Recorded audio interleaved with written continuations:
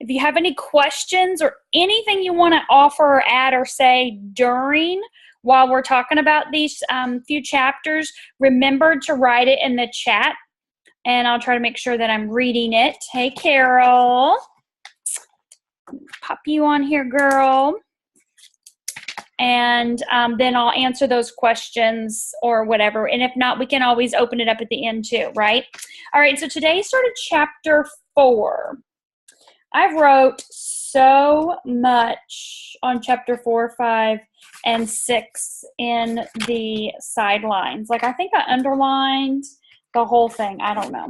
I feel like I did because it was so good. You guys, I just read this book last month.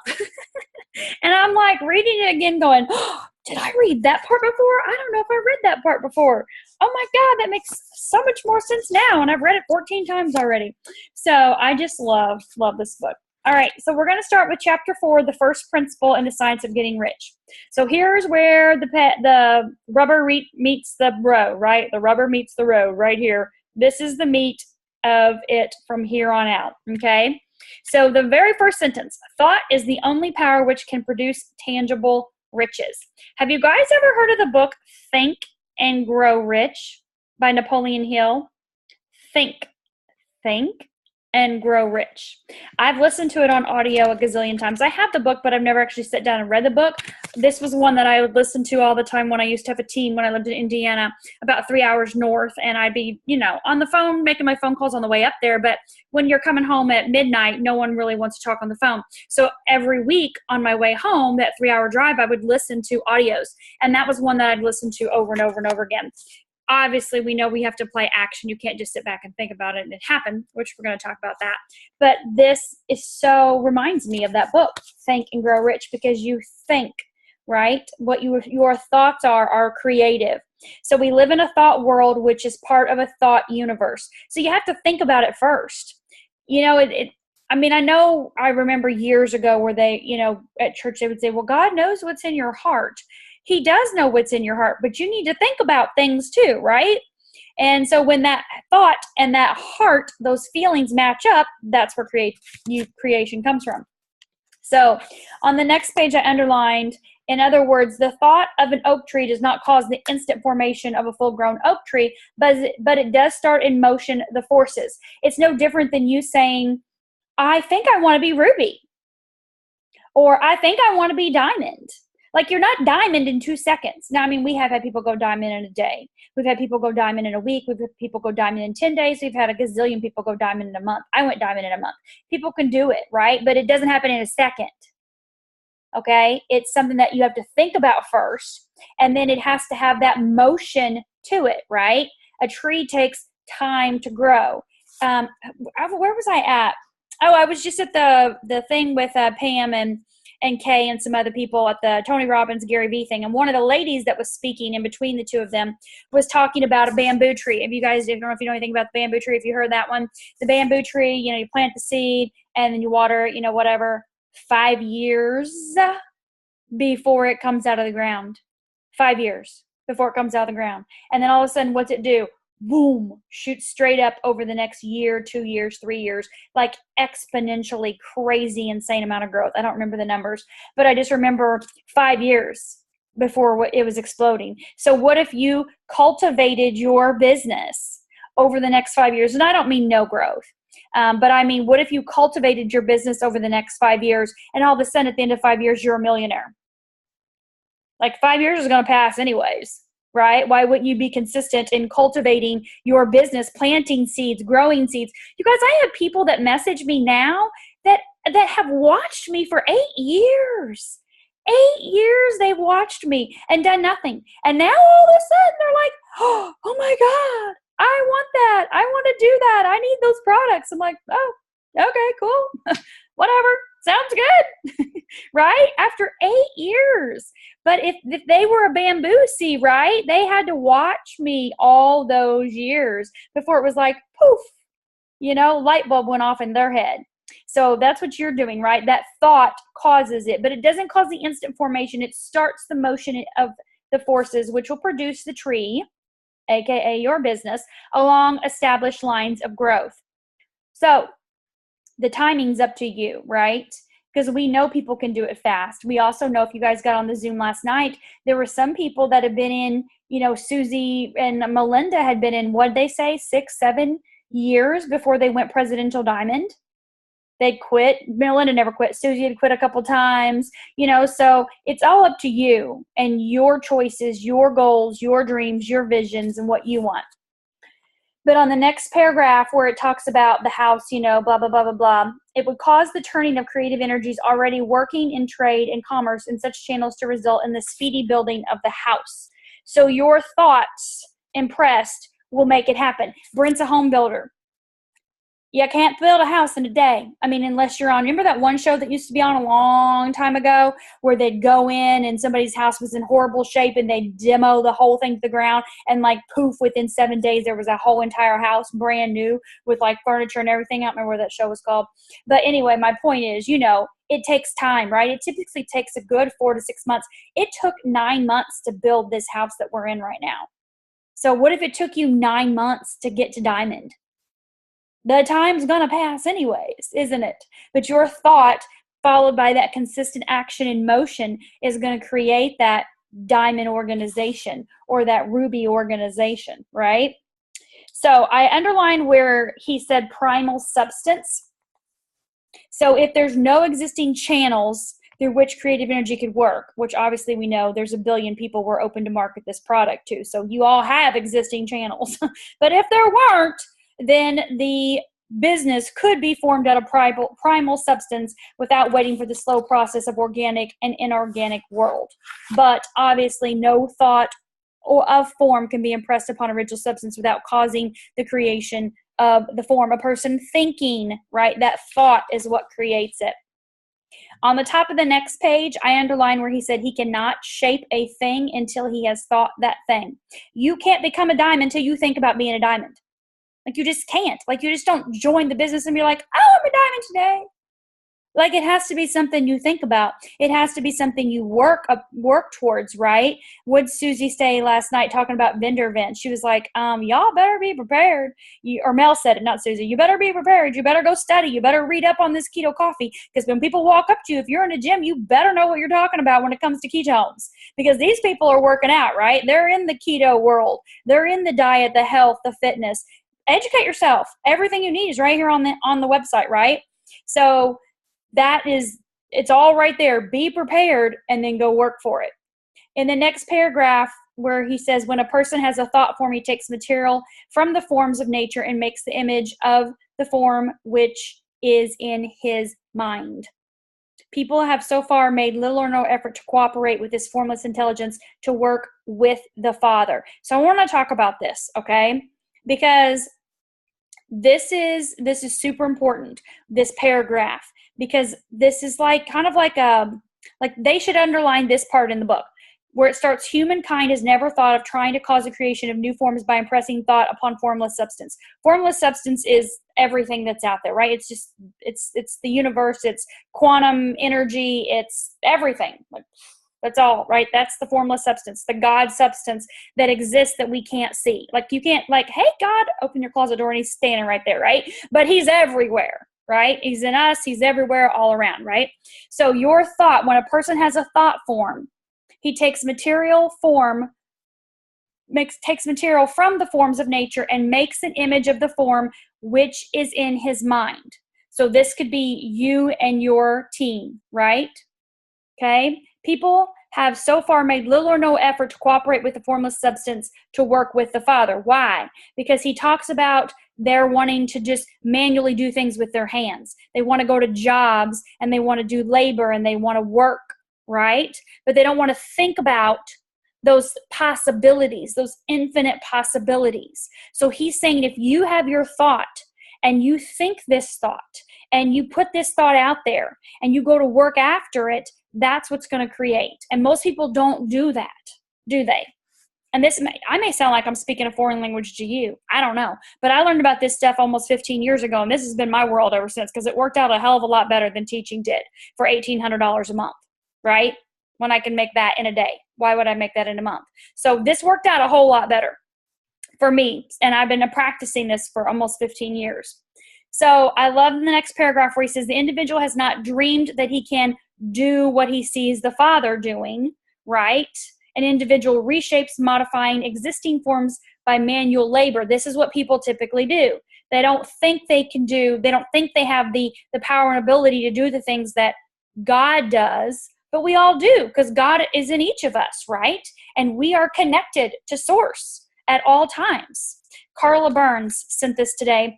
I'm in a chat with Pam and Carla and Kay. We call it the mastermind group. And she sent this. I want to read this to you guys because it made me think of this so much right here. She said, since God is for you, who can be against you? She goes, this just made so much sense now because God is in all of us. He can't be against himself. Duh. Right? That's what it says in the Bible. Since God is for you, who can be against you? God is in all of us. He can't be against himself. And that's exactly what it's saying in this part right here, right? So we propose to prove, this book proposed to prove that he may do so, to prove that any man or woman may do so, and show you how. As our first step, we must lay down 3 fundamental propositions, okay? So these 3 things are in here, and I'm going to make sure you guys have these labeled. So the first one momento. Okay, so the first one. We assert that there is one original formless substance. This is the God substance, right? Or substance from which all things are made, okay? All the seemingly many elements are but different presentations of one. So it's all God. It's all the formless substance, okay? All the many forms found in organic, inorganic nature are but different shapes made from the same stuff. All this stuff is thinking stuff, okay? So then if you keep going, a thought held produces a form of the thought, and the thinking substance produces shape. So you're thinking about something, right? That thought is what produces it. Okay, so see where it says, number 1, I put number 1 to summarize. There is a thinking stuff from which all things are made, and which in its original state permeates, penetrates, and fills the inner spaces of the universe. You're going to hear this over and over again. That's number 1. Number 2, a thought in this substance produces a thing that's imaged by the thought. So number 1, there is a thinking stuff from which all things are made. That's God. That's the substance, the omnipotent, omnipresent substance. Number 2, a thought in this substance produces the thing that's imaged by the thought. Your thought cast out to God, this is my goal, this is what I want to accomplish, will produce it, right? Number 3, a person can form things in his thought, and by impressing his thought upon formless substance can cause the thing he thinks about to be created. Okay? So there's this God stuff out there. You have a thought, and then you impress your thought out into the infinite quantum world, whatever you want to call that. In my world, that's what I call it, right? Because that's God created science, and it's science. Quantum physics says all this stuff is quantum, which is infinite possibilities, which is God. So, and it says, it may be asked if I can prove these statements, and without going into details, I answer that I can do so both by logic and experience. And at the bottom where he says, this is the proof. If one person who reads this book gets rich by doing so, what it tells him to do, then that is evidence and to support the claim. But if every person who does what it tells him to do gets rich, that's positive proof. So I wrote down here in my book, proof. Me. I did it. I read this book, and I applied this book, and I read this book, and I applied this book, and I've read this book over and over again, and I've gotten rich from this book. So it's proof right there. So you're looking at one person that's done it, not just Wallace D. Waddles from 1911, but me. And y'all know me, right? Or if you don't, you see me now, so we're here. And there's a reason why, right? Because this is time for you to have that same realization that I did back 14 years ago.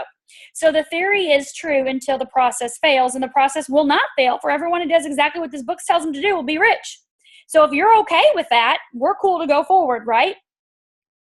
So all you have to do is think a certain way, and I underline that. It's over and over and over again, he says, to think a certain way. People don't all think the same way. That's given, right? But if you look at, let's just talk about money, right? We're talking about making money, being rich. People that are rich think differently than people that aren't.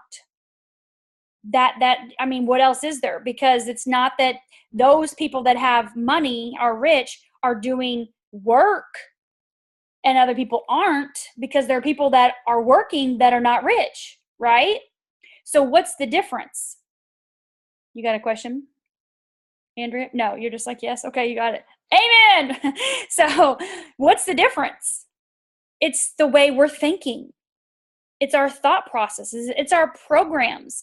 We have those, like I said before last week, we have programs from our childhood, from our parents, from teachers, from kids, from churches, from schools, whatever. We have beliefs that aren't even real. They're probably not even ours, because when we're children, everything is wide open. Your subconscious mind is wide open until you're 12 years old, and everything is impressed as belief, as true. You don't know any different. Your parents, grandparents, teachers, friends, coworkers, whatever, they were all just doing the best they could with the information they knew that was passed down. But along the way, some of it, probably most of it, wasn't true, right? And we talked about that last week with those programs. And so the difference is the way you think. So if you understand right now that you're going to think a certain way, you're going to believe things. You got that too? Yes. A certain way, that's what's going to cause you to become rich. Okay? So the first step toward getting rich and to think what you want to think is to think truth, regardless of appearances. So far more effort to do so than to think thoughts which are suggested by appearances. This is super important. To think according to appearances is easy. To think truth regardless of appearances is laborious and requires the expenditure of more power than any other work we are called upon to perform. There is no labor from which most people shrink as they do from that of sustained and consecutive thought. It's the hardest work in the world. If everyone would think, and I mean, you have to, and we're adults, so we have to reprogram our minds to cause to the willpower it takes, and the drive and the want to pull out those limiting thoughts and belief, and to eliminate those, and to think thoughts that are not just positive, happy thoughts, because that's a bunch of BS. Like, okay, yeah, we're positive or negative, whatever, but there's a whole lot more to this than being positive. There's a whole lot more to it. And it's all revolves around your personal growth and development, you eliminating your limiting beliefs and replacing them with the truth. And the truth is that God wants you to live abundantly, right? On the next page, the truth in huge, bold letters, to look upon appearances of poverty will produce poverty, right? So there is no poverty. There is only abundance. Yeah, some people are living in poverty. That's their choice. They just don't know, maybe right now, or maybe they just don't care, right? But you have to choose abundance. And to choose abundance means you're putting on your big girl panties. It means you're taking responsibility for yourself. It requires power, but whoever acquires this power becomes a mastermind, and the person can conquer fate and can have what he wants. Okay, so on the next page, about halfway down is where I'm talking about. There's no poverty, there's only abundance. To think health when surrounded by appearance of disease, or to think riches when the mindset of appearances is poverty, requires power. But whoever acquires this power becomes a mastermind. So yeah, there's poverty all around, right? What do you choose to see? And it's not that I'm oblivious to it. It's not that I don't realize that it's there. I do. And I do choose to do things to help certain organizations that are close to my heart. But it's not that I surround myself with it at all times, right? Because I have to focus on my family, my life, my legacy, and my people around me that I'm impacting. And there are people that I'm impacting, like the PACE Center for Girls, right? I've been there a lot. So there are girls there that I'm sure I'm impacting their lives, okay? And maybe I'll make a difference in one or two of their lives. No different than the girl that I had her when she was in 8th grade. She's 30 years old now. She just bought her first house. She texted me last night, and, we're talking about her new kitchen and all this stuff. We've stayed in touch since she was in 8th grade.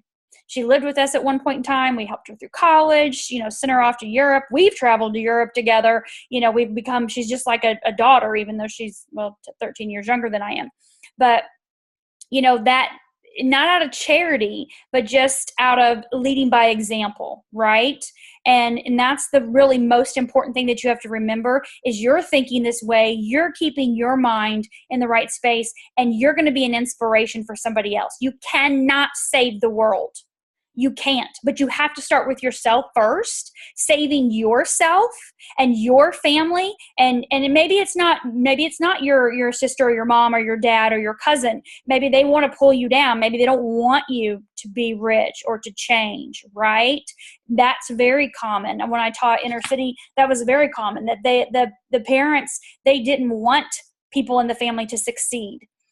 The girl that I'm talking about, she lived in the projects, and she lived with her grandma because her mom didn't want her to succeed. Her mom didn't want her to improve and better herself. So she moved in with grandma. And that's very common. So that means you have to be even stronger. You have to work even harder around surrounding yourself by like-minded people that want to help pull you up, right? We're all going to go up together collectively. So the power can only be acquired by getting hold of the basic fact, which is behind all appearances. And the fact is, there is one thinking substance from which and by which all things are made. And the end of this paragraph, this page, he says, when we realize this, we lose all doubt and fear. When you know that God is in you, God is for you, everything is abundant. There is no lack or limitation. It's just a simple shift in your mindset and a simple choice. Everything is for you. When you live in faith, you don't live in fear, right? And when you get rid of all doubt and fear, for we know that we can create what we want to create, and we can get what we want to have and become what we want to be. A first step towards getting rich, you must believe the 3 fundamental statements. Again, he's going to emphasize them again because this is so important. There's a thinking stuff from which all things are made, and which in its original state permeates, penetrates, and fills the inner spaces of the universe. Thought in this substance produces a thing that's imaged by the thought, and a person can form things in his thought, and by pressing his thought upon the formless substance can cause the thinking thing he thinks about to be created. And he's going to build on this. Okay, so it's really important that you understand that the science of getting rich begins with the absolute acceptance of this in complete faith. And we're going to talk about your purpose and all that down a little bit here in the next coming chapters. But it's really important that you don't surround yourself with news or drama or crazy chaos, insanity. And you may be like, well, it's in my house, or it's in my job, or it's in my family, or it's in my relationship. Okay, so now's the time to take a real good look around at an inventory of those things and decide, what do I want going forward? And have those conversations. I've had many conversations with Brent, many, taking complete ownership for your life and responsibility for your choices and the things that you want. It requires tremendous effort and determination and balls. We'll just put it that way. And not all men have them, right? Not all men want to move forward. I'm grateful that my man has been like, okay, she's going for it again. All right, we're taking this life to the next level. We're not going to stop. She's not satisfied. Because, sometimes, people can get complacent, not just men, but people. But, a lot of times men like to do things, and they like to keep things away, and everything's happy and comfortable. And maybe women are too sometimes, right? I don't know. It's just not in me. Conformity has never been in me. Complacency has never been in me. I've always wanted more. And that's the next chapter, increasing life, that increase for life. And I feel that my grandmother instilled that in me when I was little, and my parents instilled that in me when I was little. So I'm super grateful for that they instilled that. Be the best you can be. Go out there and accomplish your goals. Go for more. And if your parents didn't, so what, right? Because A, today's a new day, and B, you have a choice. And you are not defined by your past. Okay? Nobody's life is perfect. My life wasn't perfect. There was a time when I thought my life growing up was horrible. And then the more I've worked on myself and the more personal growth and development, I'm like, my life was a piece of cake. Oh my God, that was awesome. All right, now how can I make that better for my kids? Because you always want it to be better, right? They're not that everything was a piece of cake, but there are things that I've obviously worked through over the years, and even recently, released things that I didn't even know I had that have come up through different workshops and seminars that I've been through.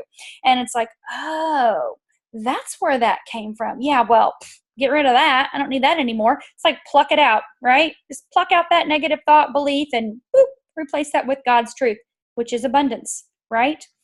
Okay, so I love, if you guys have, and again, if you have anything on chapter 4, feel free, questions, anything you want to add, comments, chat, put it over there in the chat. But I love at the top of chapter 5, where it says, you must get rid of the last vestige of the old idea that there is a deity whose will is that you should be poor or whose purposes may be served by keeping you in poverty. So I wrote the word devil out to the side because a lot of people like to use this and they like to say this, like, oh, the devil's against me. The devil's working hard against me today. Or the devil's, he's putting blocks up everywhere I go. And I personally don't believe that. You may believe that, and that's totally fine. Your beliefs are yours. I don't believe there is a devil. We have negative programs. We have limiting beliefs in our mind. This brain is 2,000 years old. Half the crap that's in here isn't even ours, right? Because it's been passed down from generation to generation. If you study anything to do with cellular DNA, biology, any of that, you'll understand that this body is not like brand new. Woo, we have things inherited from our family, obviously, which is why, hair color, eye color, that's just simple biology.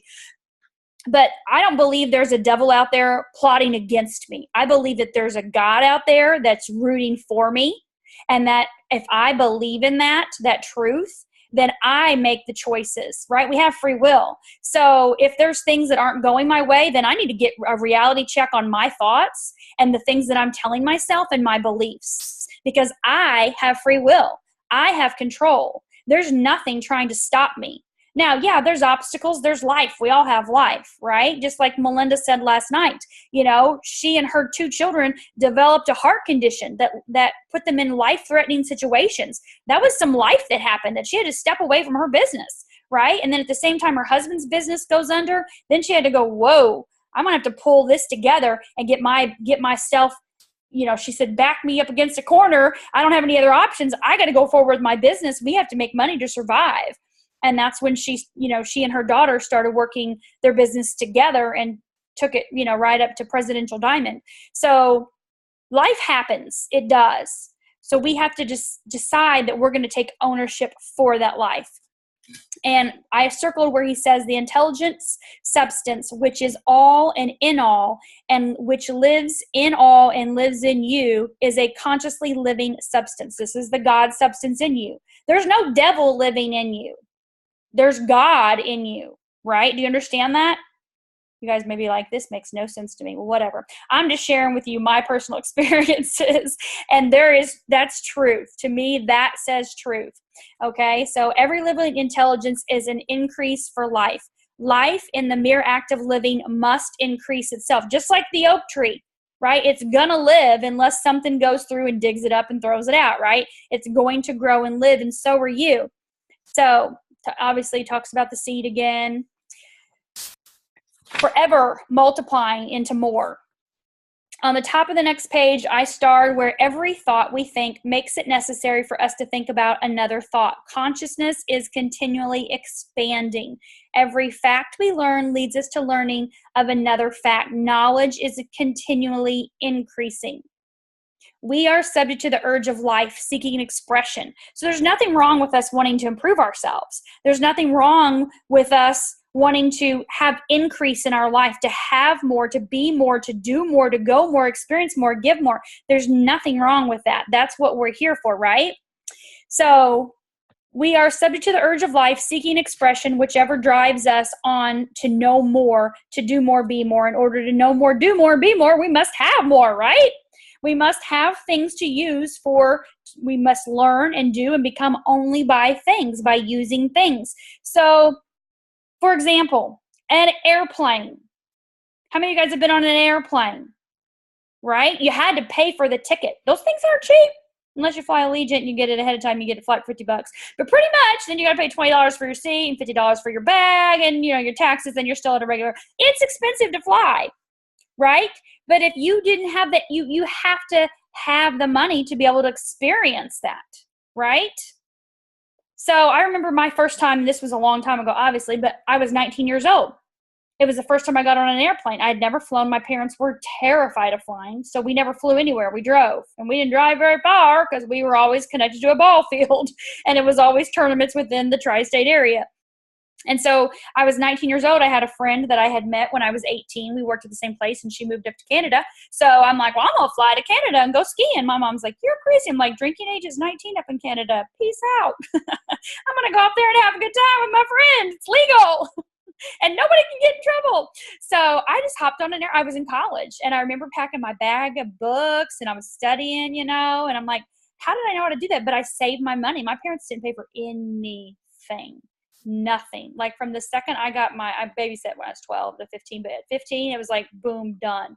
That was it. I turned 15 and I paid for everything. I moved out at 17 and they never paid for anything. They didn't pay for my college. They never paid for my clothes. They never paid for my cars, gas, insurance, nothing, which is totally fine. I didn't expect them to. I didn't need anybody to, because I was like, I got this shit covered. I'm going to do this on my own, right? But I had to have that money to do that, to experience it. So you don't get to experience things unless you have the money to be able to experience it. When we flew to Italy, this back in May, a few months ago, Brent and I did, we would have never been able to experience it had we not had the money, right? Like, it's one thing to see it on TV or in movies or in magazines, but to be there is like insane. It's incredible. Europe's incredible. Like, this United States it's incredible, but it's not incredible. It is, but it's not. When you go there and things are so old, we went to Rome and it's thousands of years old, and you're like, Brent being in construction, he's like, just in awe. And he's like, I wouldn't even know how to build this today with all the technology and everything. Those experiences don't come unless you have the money to be able to experience them. And maybe you don't want to travel to Italy. Maybe you want to travel to Montana, right? My parents or in-laws went to Montana this summer, and they were like, oh, the mountains and the view. And, we were out in Utah in July, and those were some crazy mountains, right? I was, zip lining down a freaking mountain, which is insane. That was dumb. I don't know what I was thinking, but it was cool now that I've done it. I'm like, shoot, check that off the list. That was never on the list, but it was on the list. Thank God that was only $25, right? Because I could have died. Oh my God. I'm like, is my life insurance policy paid up? That was nuts. But it's that. You have to have that money, right? You have to be able to be rich to experience those things that are of riches, okay? So we must get rich so that we can live more. The desire for riches is simply the capacity for larger life-seeking fulfillment. That's it. It doesn't mean you're mean. It doesn't mean you're evil. It doesn't mean you're bad. Remember we talked about that last week? We don't even use paper anymore. We don't even use cards. Like, stuff just happens electronically, okay? So there actually is no exchange of money, right? It's just kind of like flipping around there in cyberspace. Like, if you went to the bank, is it really even there? I don't know. Half the time, maybe not. You're only FDIC insured for $250,000, and then after that, I don't know. So spread it out. Isn't that a good problem to have? Spread your money out. You have so much, you have to put it in all these different banks. Can you picture that? Take a breath on that one. Can you guys picture that? A bank only insures your money for $250,000. So you can't put more than $250,000 in one bank. So you have to spread your money out over all these other banks. That's a good problem to have. I don't know about you, but it sounds good to me. So anyway, every desire is the effort of an unexpressed possibility to come into action. It is power seeking to manifest, which causes desire. That which makes you want more money is the same thing which makes the plant grow. It's the life-seeking fuller expression. Can you turn that light back on for me, please? Thanks. You just made me really dark. The one living substance must be subject to this inherent law of all life. That's it. I wrote in the side over here, like, that is it right there. That's it. That's what money is about. It's about seeking more life. The one substance desires to live more and in more and more in and through you. It's the desire of God that you should be rich. So I want you to decide this. At the top of this page, I wrote, decide this whole paragraph. I want you to decide this. He wants you to get rich because he can express himself better through you if you have plenty of things to use in giving him expression. He can live more in you if you have unlimited command of the means of life. The universe desires you to have everything you want to have. Nature is friendly to your plans. Everything is naturally for you. Make up your mind that this is true. Like if you do nothing else, this paragraph right here needs to be like something you just write over and over and over and over again until you feel like this is absolutely true. That God wants you to be rich. He wants you to experience this and to be able to express yourself this way. It's essential, however, that your purpose should harmonize with the purpose that is in all. You must want real life. And I love this part too, not just pleasure or sensual gratification, not just like where it talks about mental, physical, spiritual, of which he is capable without excess in any. So no physical desires that are in excess, to get rich solely to enjoy mental pleasures, to outshine others or to be famous. And then on the next page where he talks about not to get rich solely for the good of others and to lose yourself in the salvation of mankind. Like, look at what I did on this book, on this side. This is the number one thing I've seen. You guys, in my 14 years in network marketing, this has been the thing that I've seen the most when we start talking about money and getting rich. They basically just say, well, God wants me to be poor. He wants me to be humble. He wants me to live below my means so that I'm a good and faithful servant. And I'm like, breathe, Stacy, breathe. Just tell him to read a book and move on. I had a double diamond once. I'll never forget, we're standing in the airport, and this conversation came up. And she was a brand new double diamond. She was a principal of a school.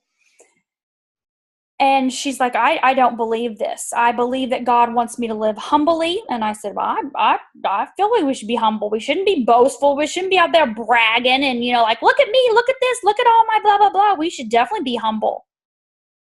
But I don't believe that he wants us to be poor and live below our means and not even be able to pay our bills. She ended up quitting. Like, she's like, I don't believe a word you're saying and I cannot go along with this. I'm like, well, that's totally fine. Where are you now? Wow, you're still broke. You're still in debt. We're friends on Facebook. She's still in the same situation she was before she started at Works. She got to a point of double diamond and couldn't wrap her head around this right here, this part right here. It just did not sit with her, and she ended up quitting. That was actually one of the last times I ever saw her, which is sad because we were great friends for a while, but she just could not get her head wrapped around that. So this part right here, I want you to really understand that the joys of the soul are only part of life, and they are no better or nobler than any other part. You want to get rich in order that you may eat, drink, and be merry when it's time to do these things, in order that you may surround yourself with beautiful things, see distant lands, feed your mind, develop your intellect, in order that you may love others and do kind things and be able to play a good part in helping the world to find truth. But remember that the extreme altruism is no better or nobler than extreme selfishness. Both are mistakes. Get rid of the idea right here, this part. Get rid of the idea that God wants you to sacrifice yourself for others and that you can secure his favor by doing so. God requires nothing of the kind. What God wants is that you should make the most of yourself for yourself and for others, and you can help others more by making the most of yourself in any other way. I don't know the people's lives that I've impacted. I don't know. All I know is I know it's truth that we are here to grow and we are here to contribute. And the only way that I'm going to grow, I'm going to contribute by leading by example. And not that I am not, God, obviously I am not 100% truth. I just know what's to be true to me, what I've studied over the last 15 years. And I know in my heart that leading by example, by doing the best I can every day to be the best version of me, is what I'm here to do. And so in order to do that, I have to increase my life, right? Like I said, we're here to grow. And these are all the teachers that I've studied and read and listened to, and all the workshops and trainings that I've attended. I'm going to continue to attend, right? With all the people that have been doing this as long and longer than I have. We're here to grow and to contribute. Discipline. Brent said it takes discipline. Lots of discipline. It does take lots of discipline. That's where that increase of life, that desire inside of you, it has to just be so strong that you're like, nothing else outside matters. I've got to improve my life. I've got to improve me and myself, my family, or my kids, my immediate, right? And everything else can either fall apart or it can join with me, because I know the truths inside of me to be true. And if God is for me, then nothing else can be against me, right? You got to move forward. So at the bottom of that page where he says, oh, remember, however, that the desire of substance is for all, and its movements must be for all life. All. So it's not like saying, well, it's just for me or just for my team or just for a select group of people. It's for anybody and everybody, right? This is not just about it works. This is about all people. I hope to be an example to all people, whether they're in my business or not, that come across my path, that possibly could spark something that makes them want to improve themselves, work on themselves, grow themselves, and be able to help not only their family, but others as well. You must get rid of the thought, before that, at the top of the next page, intelligent substance will make things for you, but it will not take things away from someone else and give them to you. So we're going to get into the part in a little bit where he talks about competitive versus creative, but you're not going to take from somebody else to get your success. There's an abundance for everybody. There is an abundance. I get no more than you. It's just, are you going to tap into it like I am? Or are you going to stay, I like how Abraham says, pinched off. I was listening to her this morning. She's like, oh, he's just pinched off. That's why he's not connected to source, because he's pinched off from his negative thoughts, his angry, his frustration, his worry, his fear, his doubt, his mad, pissed off attitude. He's pinching himself off from God, from the source, right? That divine source that wants to help and improve you. So you're not going to take from somebody else. I'm not taking from anybody else. We all have enough, right? You must get rid of the thought of the competitive. Oh, here it is. You are to create, not to compete. I'll never forget teaching on this. I first moved down here. I think I told you guys about this, or some of you I have. There's an audio. I highly recommend you write it down. It's called The Strangest Secret by Earl Nightingale. And I learned about this years ago too. It's actually the first recorded personal growth and development audio, was back in the 50s. And it's on YouTube. It's free. It's incredible. I've listened to it a million times. But he talks about everything is created. Everything is abundant. There is no competition for the person that's tapped in, tuned in, and turned on, basically, to God, right? That's in the flow. That is staying connected to source. There is no competition. When I first moved down here, we did a little training for executives and above. Maybe it was a couple months after I moved here, and Kyler was here. And so he had his team. His team had a big presence here at that time. And there were probably 40 people in the room. And I chose to stand up and speak. No one knows me. I don't know them. They don't know me. I know Kyler just from events, but that's it. I stand up and teach on this 30-minute audio of the Strangest Secret. And somebody asked me during it, well, Stacey, you're new here to this area. How do you feel about the competition? Because Kyler has such a big team here. Do you feel like there's enough room? Yeah, that's very different than The Secret, Andrea. Very different. This is from 1954. Not that and The Secret's from, actually, the Secret's from this book. So yeah, it is different, but it isn't different. But it is not The Secret. It's called The Strangest Secret. It has nothing to do with Rhonda Byrne's The Secret. But anyways, this person asked me, aren't you worried that this area is saturated? Like there's too much competition here. You're moving in, and how do you think you're going to be successful here? And I was like, oh wow, you are like pinched off from source completely. Like you have no clue. There is zero competition. There are a billion people in the world that we could market to, and it works. But not even with it works. There's no competition. If there's something that I want, then I think about what I want, and I quiet my mind, and I get connected to God, the God source that's inside of me, right? My higher self. I get connected, and I visualize, meditate on the things that I want. Quiet my mind. It can come from anywhere and everywhere, because source is anywhere and everywhere. There's zero competition. Zero competition, right? There is no competition.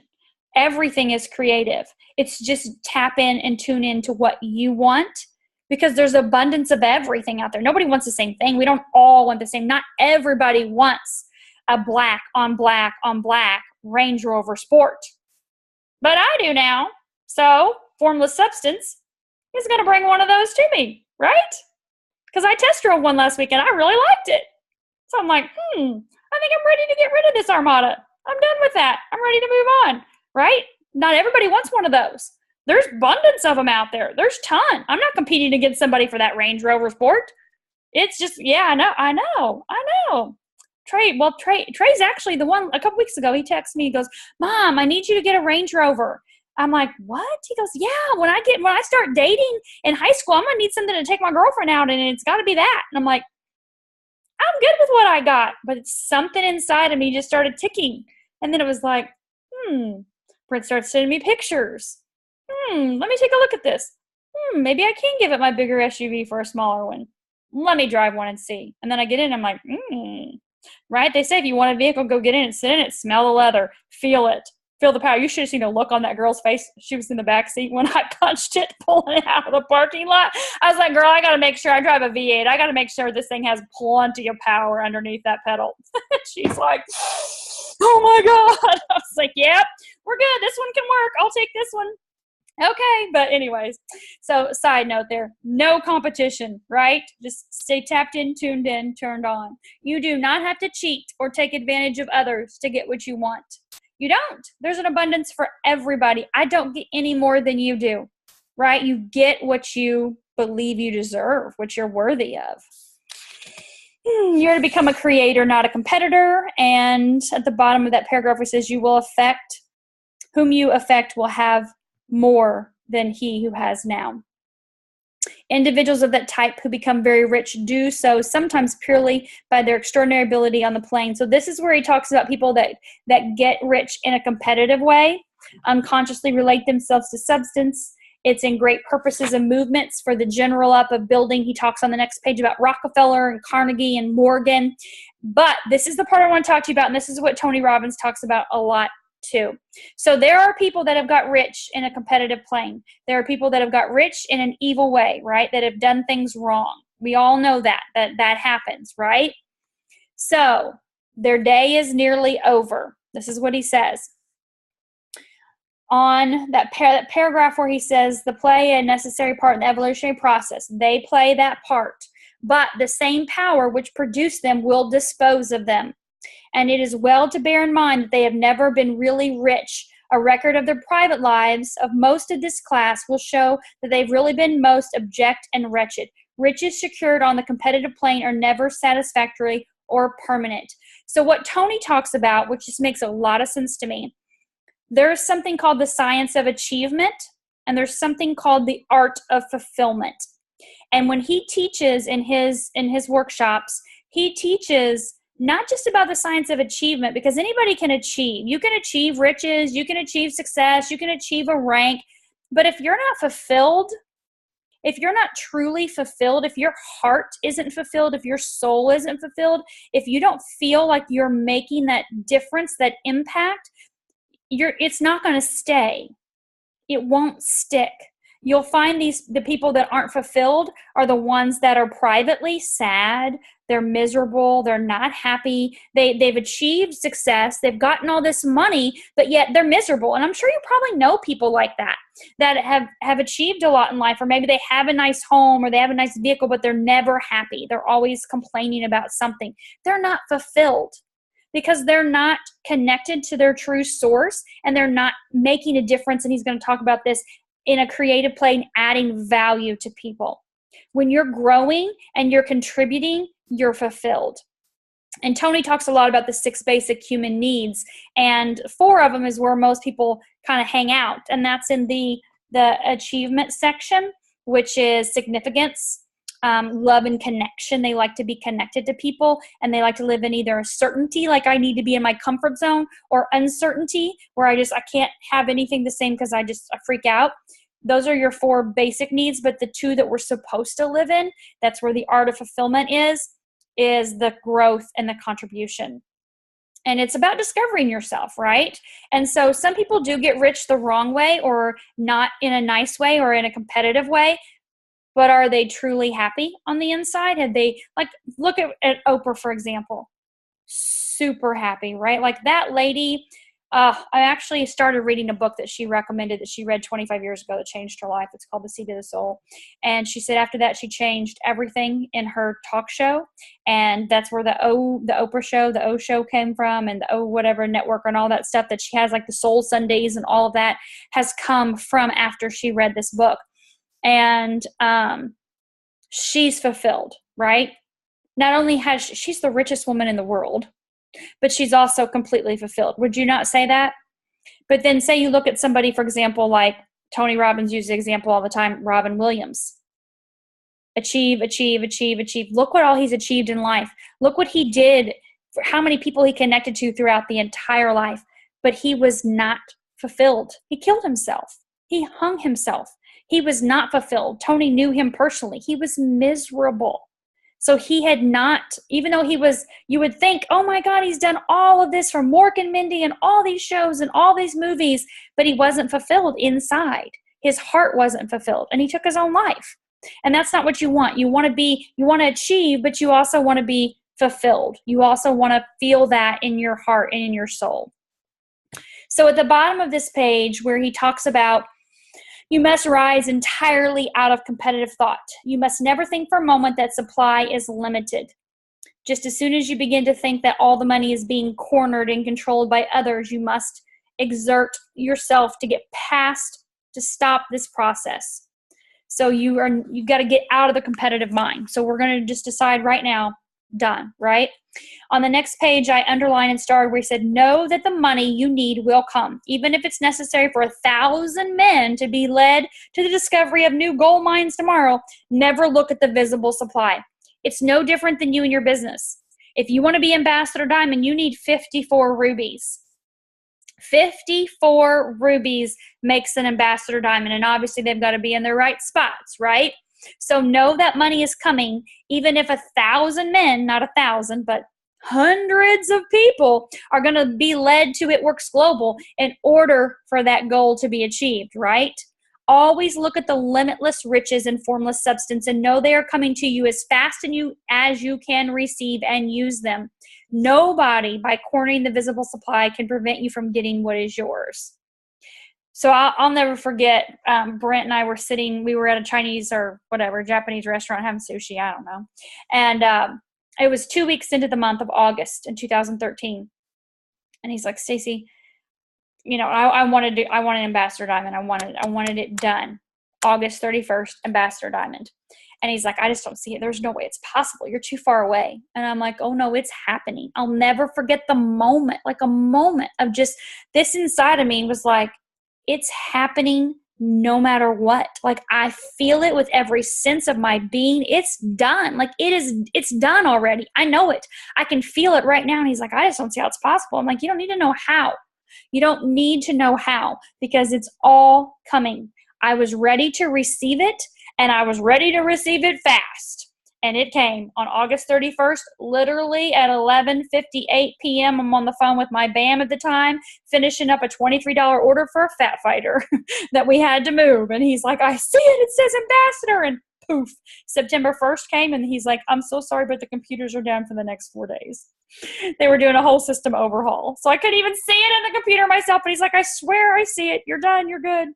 But it was just that knowing, right? And it'll come as fast as you want to receive it. It's up to you, but it's as fast as you want to receive it. Never get afraid that you will lose what you want because some other person beat you to it. Your journey is your journey. If it takes you 2 years, what'd Susie say? She said at Ruby for 2 years last night.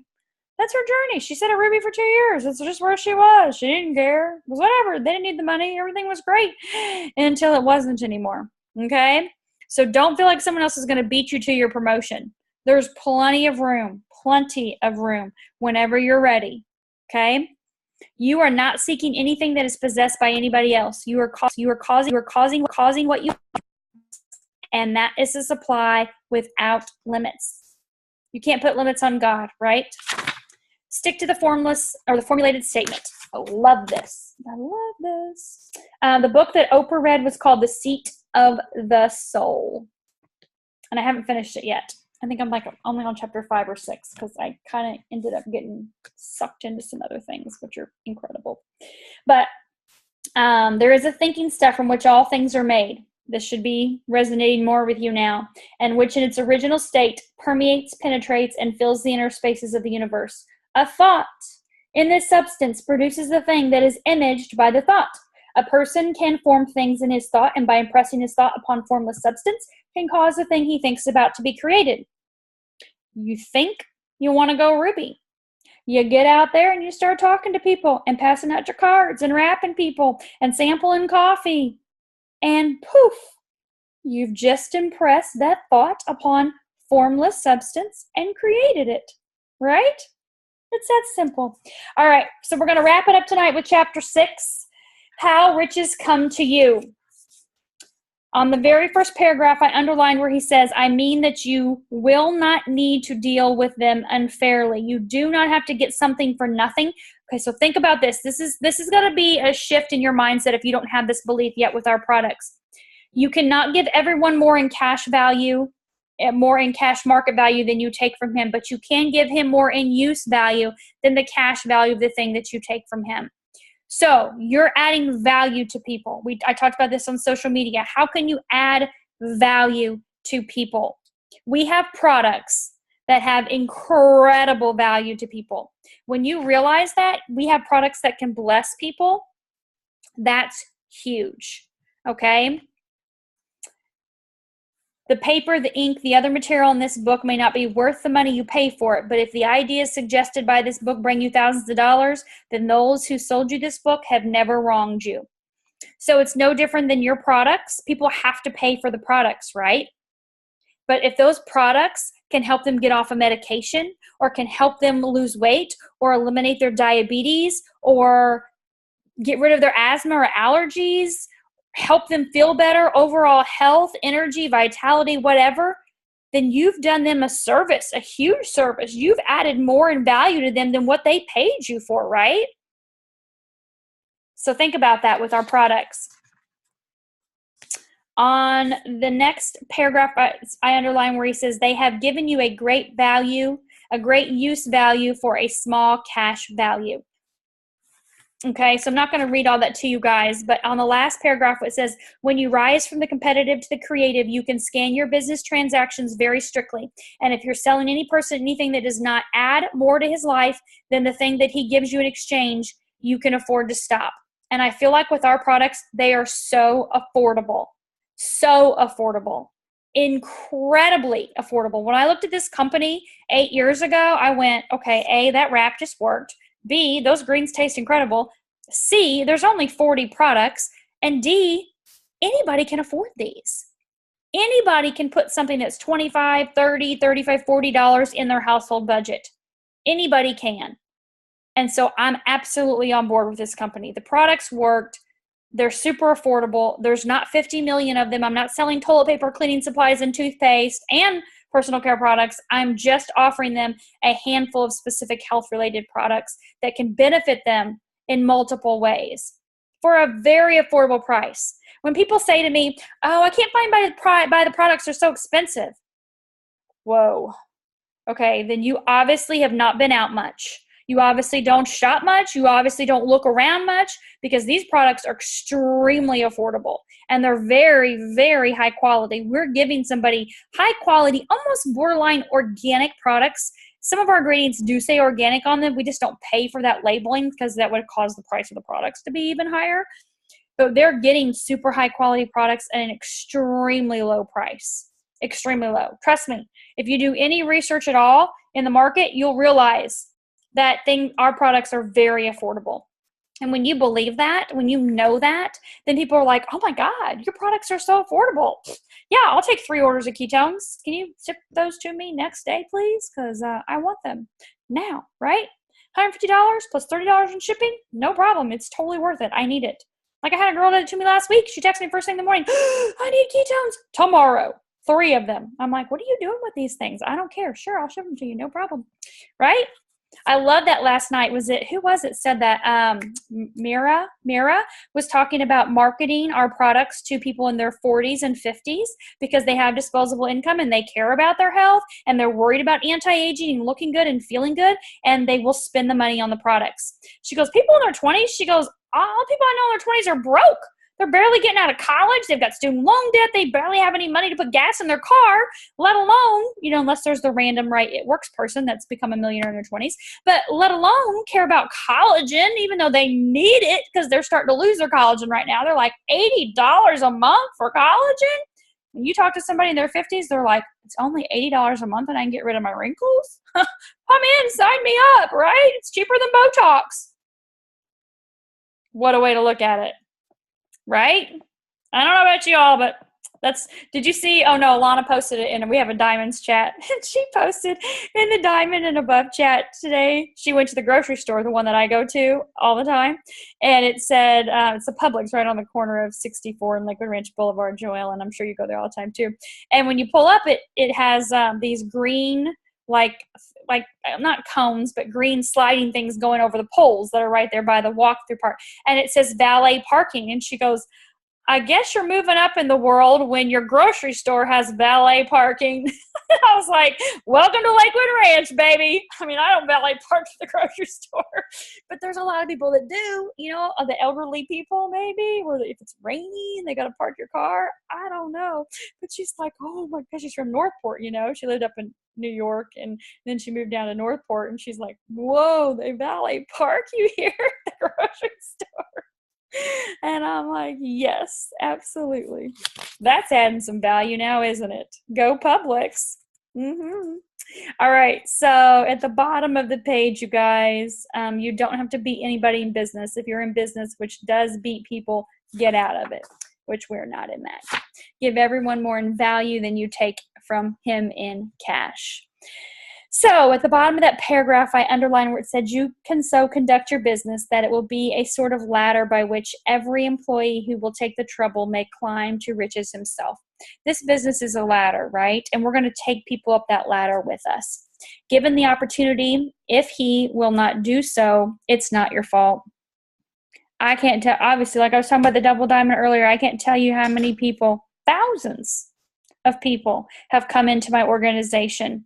And for one reason or another, life, whatever, they've just given up. It's too hard, not enough business. The product's too expensive. My husband won't let me, whatever excuses, right?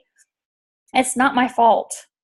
I don't take responsibility for anybody else not becoming successful in this business. I can only be the example and be successful myself and tell you that if I can do it, you can do it too.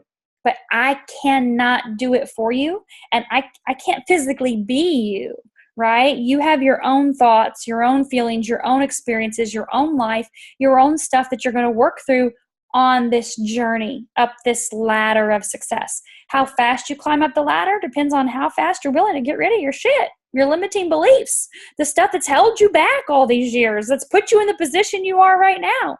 And maybe you're like, I'm in a great position. Nothing's wrong with my life. I was a school teacher. It was great. I mean, I was fine. I was making $1,800 a month, and I was tutoring on the side and coaching, so I was making a little extra. Brent was, doing well with construction, and so, getting his construction business off the ground, and we had 2 kids. And I'm like, I taught for 10 years. I don't want to keep doing this. I want to be able to have more flexibility and freedom in my time. So it wasn't really the money that I was like, I have to have this money. I wanted freedom of time. I wanted zero constraints. And then when I got that taste of that, whoa, you can make this kind of money? I didn't know that was even possible. And I'm still teaching. I'm just teaching adults that seem to be a little bit more attentive. I'm in, right?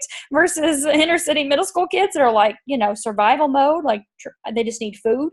Like seriously, I kept food in my closet every day. It was candy, right? Sell that stuff, give it to them, whatever. They needed food. They needed to survive. They needed clothes. They needed shelter.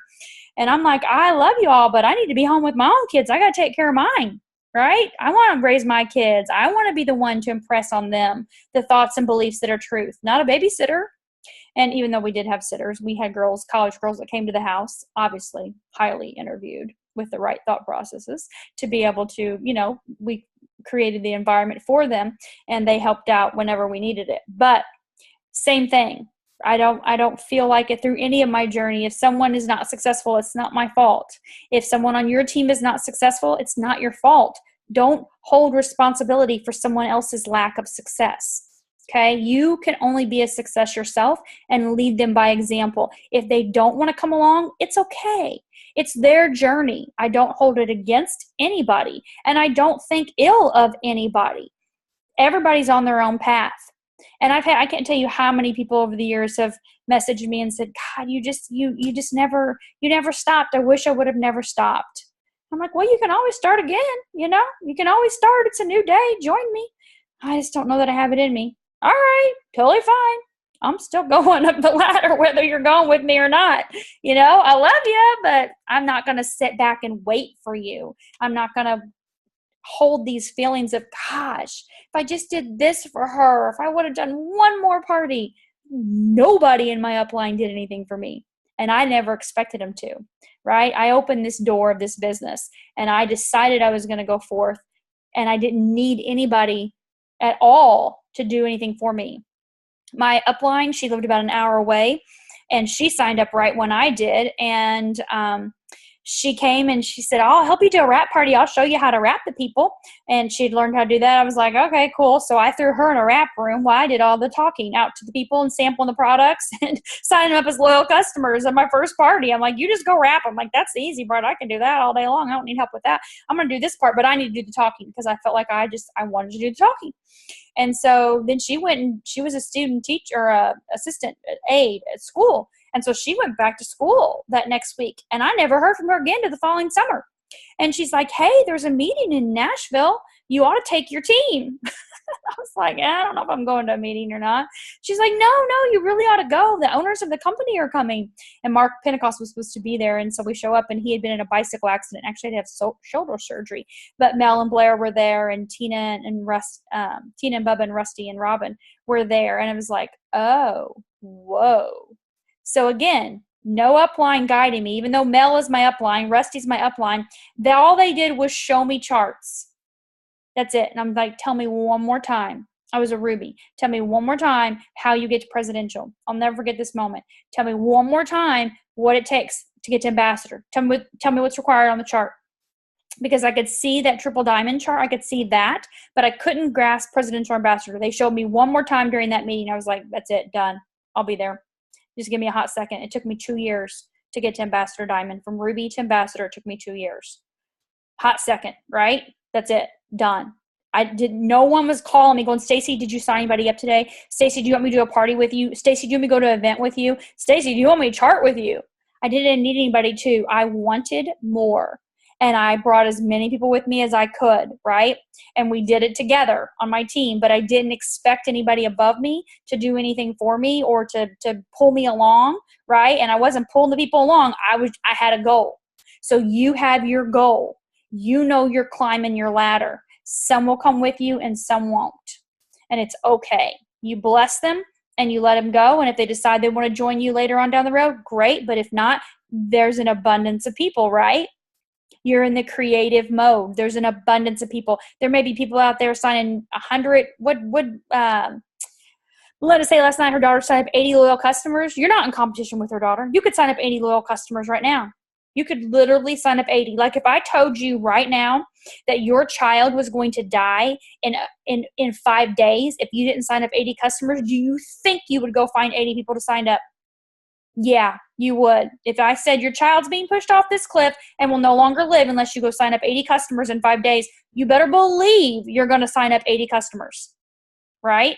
So there's nothing different about her versus you. She just had this drive inside of her, whatever it was. It probably wasn't her child being pushed off a cliff, but that was a little dramatic just to get to my point, right?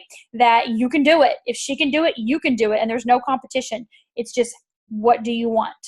And then you go do it, right? You go put forth that action and effort with intensity, with passion, with excitement. And I love, we're going to talk about that in the next coming chapter.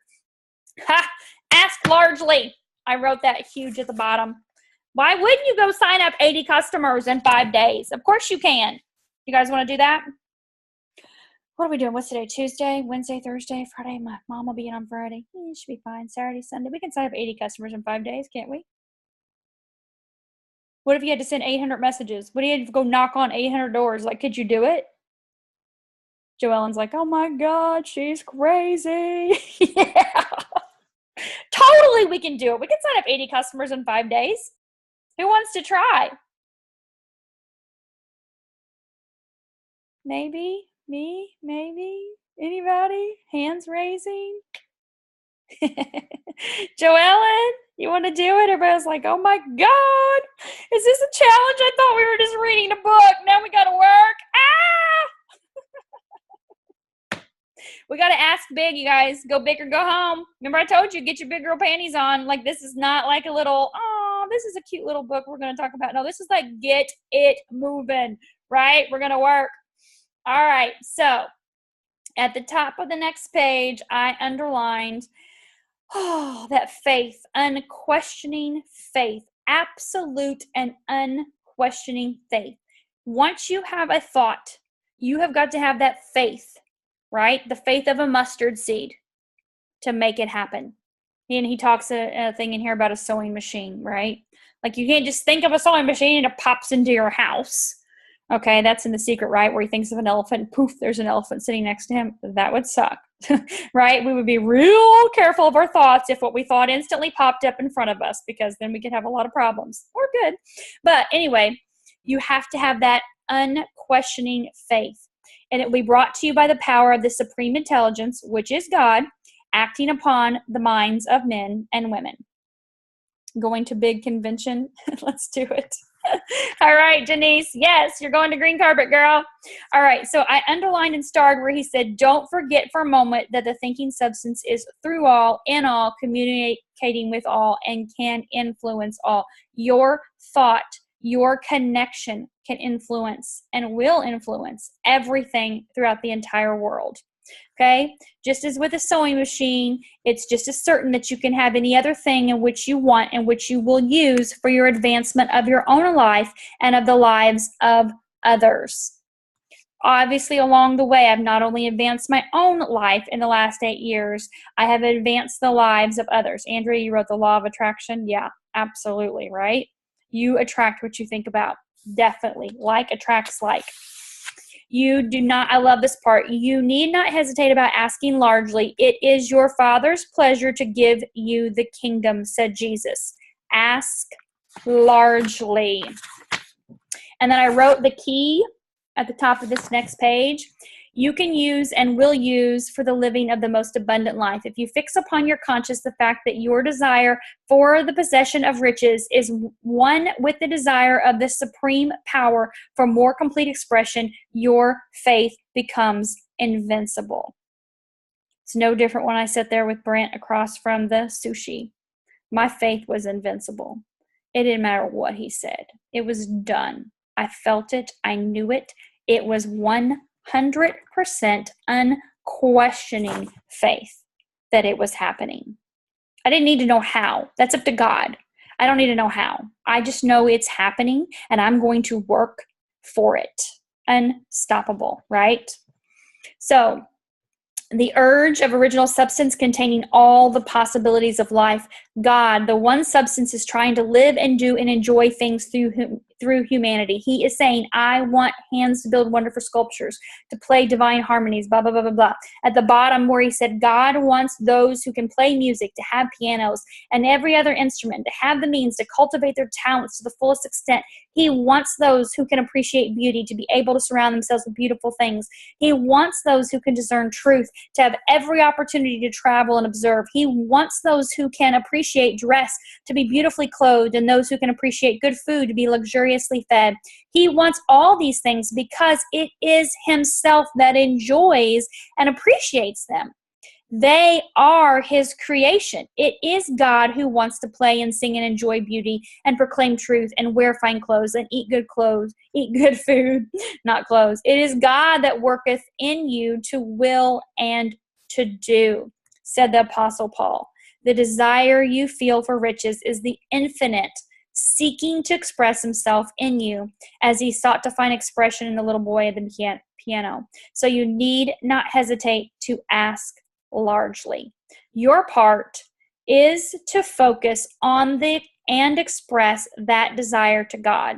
This is a difficult point with most people. They retain something of the old idea that poverty and self-sacrifice are pleasing to God. Remember me talking about that double diamond? They look upon poverty as a part of the plan, a necessity of nature, that they have an idea that God has finished his work and that made all that he can make, and that the majority of the people must stay poor because there's not enough to go around. They hold to so much of this erroneous thought that they feel ashamed to ask for wealth. They try not to want more than a very modest competence, just enough to make them fairly comfortable. Like nowhere in the Bible does God say, I just want you to live meek and mild and be comfortable and live below your means and stay poor. Like he doesn't say that. Remember, I think I told you guys this. I don't know. Maybe in my other group. Did I tell you guys about the Dave Ramsey at the Bayside Church? Dave Ramsey came to Bayside Church a couple years ago. Did I tell you guys that? Maybe it was the other group. And Trey and I went to hear him speak, and then he kicked off the 9 weeks Financial Peace University. And he said during the course of this 9 weeks, I went every single Sunday evening for 9 weeks, and it's fabulous workshop, course thing for the 9 weeks. And he said in the Bible there are over 2,000 references in scriptures to living in abundance of riches. God wants you to be rich. He said over 2,000 scriptures, people. It's not like it's once or twice or a few times. It's over 2,000 times. Like it's truth. It's fact. It's what you should believe. But like I said, programs from our parents and friends and family and teachers that have told us otherwise. And so we've taken on those things as truth. So it's time to take over your brain and rewire it and make it to be truth, the absolute truth of God. It's your responsibility to do that. You are in charge of you. You're in charge of your thoughts. You're in charge of your beliefs. Somebody earlier, one of my diamonds, tagged me on a post. A guy on her team was talking about being shy and quiet, and it was great that, that I had achieved success, but it wasn't for him because he wasn't an outgoing person and didn't like to talk to people. And I said, why would you believe that about yourself? Like, is that what you want to believe? Do you want to believe that you're shy and quiet and you don't like to talk to people and you don't make friends easily? Is that what you want for yourself? Like, when did you take on that belief? Who told you that? Because no one is born shy and quiet and awkward and not liking to talk to people. We're all born the same infant coming out of a womb with the same infinite possibilities, right? We're shaped and molded by our parents. So it's not your belief. It was your parents. They told you were shy or quiet or awkward at some point. They told you at some point that you weren't a people person and you didn't like to talk to people you didn't know. Or maybe they told you over and over again, don't talk to strangers because they could kill you. They could steal you. Stay away from strangers. Who knows what they said, right? Stranger danger, which I get it. We got to tell our kids to be smart, right? Don't just go with any strange random person in a white van, never see you again. Okay, but at the same token, like, you're an adult. Is that the belief you want to have of yourself? Or do you want to have the belief that you're a helping, kind, friendly, outgoing, fun person? What do you want to believe about yourself? Because you decide that. I love the one Alana posted the other day, the one graphic. I've seen it a million times. If you haven't talked to me in a year or seen me in a year, let me reintroduce myself, because I am completely different than I was. I am completely different than I was 6 months ago, 3 months ago, a month ago. Because I'm always reading and learning new things. So I'm always expanding my thought processes and who I am and what I know to be true. So let me reintroduce myself. My name is Stacey Howeger, soon to be Dr. Stacey Howeger. I'm getting my PhD in integrative medicine. So there's that. Whoa, talk about reinventing yourself, right? So we always have to be working on ourselves and growing ourselves and working on that best version at all times. So you decide who you are. If you don't want to be shy and quiet, don't. If you don't want to be loud and outgoing, don't. Be who you want to be. Decide today, this is who I want to be. And tomorrow you may decide you want to be somebody different, and you can do that. That's what those people with multiple personalities do, right? There's some crazy ass science attached to that. We're not going to get into that on a molecular level, but anyway, we're going to wrap this up with asking largely. Follow the instructions given in the book. You will obtain the things you want in a few months. In a few months. He's talking about this guy that didn't ask for enough. He wanted a rug, or he wanted a stove, and then he realized he didn't ask for enough. Ask for more, right? You can have anything and everything you want. Ask largely. Ask big. Like, don't expect to go Ambassador Diamond next month. It's not going to happen, right? Like, be realistic here. The fastest that ever did it was Ashley Sinclair. It took her 6 months and 28 days from 0 to Ambassador Diamond. Still the fastest in the entire company, and that was 5 years ago. Insanity. All she saw was there was an opportunity to be a millionaire, and she's like, oh, I'm in right now. And all she did was contact every single person she'd ever known in her entire life and say, I'm going to be a millionaire. Do you want to be one with me? And they're all like, you're going to be a millionaire? Yeah, let's go. All right, let's do it. Right? That's it. Okay, at the very end, holding the whole picture in his mind, he began living the certain way and moving toward what he wanted. And obviously owns the house. He's talking about the house here. And now with still larger faith, he is going on to get greater things. It has been unto him according to his faith, and so it is unto you, and with all of us, to ask largely. So this is the first thing, Andrea, you said you saw after the Zoom last night. The habits you created to survive will no longer serve you when it's time to thrive. Yep, get out of survival mode. New habits, new life. Very true. Oh, Jessica, you said you've told yourself forever that you don't have willpower. I've had no willpower because I kept saying I don't have willpower. That is so true. So true. The things that we tell ourselves, we don't even realize probably that we're telling ourselves, right? We got to look in the mirror and be like, I am one badass bitch and I get shit done all day, every day. I cannot believe how incredible this life is. Look at me. I look incredible. My life is incredible. I'm getting all kinds of stuff done. I'm meeting all kinds of people. I'm helping so many people, blah, blah, blah, whatever you want to tell yourself, right? And you don't have to cuss. Just sometimes I like to on a regular basis, but it's totally fine. That's Tony Robbins. He wears off on me. When I go to one of his things and I'm like, oh my God. Brent's like, you're cussing too much. And I'm like, I know, but it's so powerful when he does it. But anyways, you don't have to say bad words if you don't want to. Not required. But you guys, at the end of the day, you get to be who you want to be and do what you want to do. And whatever makes you happy is what you should be doing, right? If you're happy, if you're enjoying it, somebody commented down a post and I'm like, if this is work, sign me up. This is work. This is work. This is work. Like, this work fires me up more today than it did 8 years ago, because I feel like whatever I'm doing, it has to make an impact on other people. I know it does because it's impacting my life. So I know it has to be making an impact on other people's lives. And if I don't know what it is, I don't know what it is out of this book. You never know what words, what things, what stories, what connects, which is why I read and which is why I go to different events, because when you hear different things, it's like, oh, something else clicks, right? It's like an onion, just peeling back layers, and something else will click and your life will go to the next level. You'll experience things in a different way, right? You'll see things in a different way. That's what life's all about. Yes, he is very, very inspirational, Carol. Carol and I met at Tony Robbins back in November when I took Trey for his 13th birthday, because that's where 13-year-olds should go for their 13th birthday, right? Yeah, game on, buddy.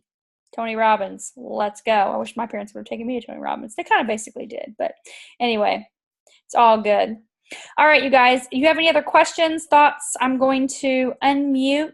You have anything you want to add, share, feel free. No, but thank you so much. That was awesome. You're welcome. JC, I do want to share just a quick story that it's amazing what, like you said, what you tell yourself. I remember when we did one of our first big expos with you in camp. I think it was a kids fest, and I had bought all those energy drinks because they were on special. They were BOGO. Remember this, Jessica? I do. That was so cool. Yeah, and I was just like, I cannot sell these things, anything. I mean, like, nobody wants to buy these energy drinks. And you're like, well, because you're telling yourself they don't want to buy them. And I'm just like, oh, and you're like, but you were really like, tell yourself that everybody wants these, blah, blah, blah, and you totally end up with a totally different program. And how many did we, I mean, I know I sold it 10, 12. At least 10, if not more. Crazy. Yeah. I mean, everybody buying them. And I'm like, oh my gosh, that works. Seriously. Phew, thanks, God. Breathe that one fast. It was very cool. So it really does matter how you think about things. Yeah. Well, even like today, I got a phone call from a girl who wanted to buy some wraps, and she's like, I may buy one or two, and I'm like talking to mom. I'm like, she's gonna buy two wraps. She bought 4. And I was like, what? Yes, I have a chip. Hold on. So I mean, it's things like that. You just have to wrap your head around it, that you think positive thoughts and it's going to happen. This is going to happen. So it's pretty cool. It's that faith, that knowing this is done. It's happening. And then God goes, let me just give you a little bit more, Jess, because we need to expand your faith. You need to think larger. No, I brought 10 wraps with me for a reason. You sold 4 of them. Think big, right? Yeah. That was so cool. Awesome. Yeah. Anybody else have anything else you want to share?